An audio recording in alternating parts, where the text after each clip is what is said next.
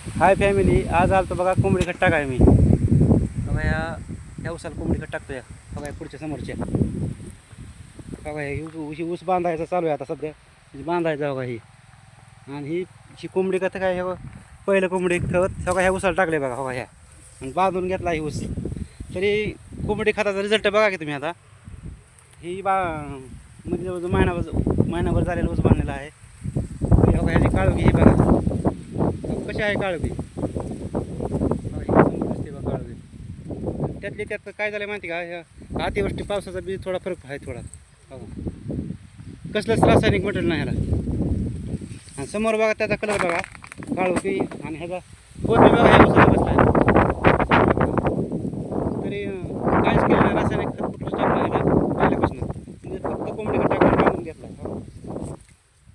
आणि ही खालचा आहे का ही.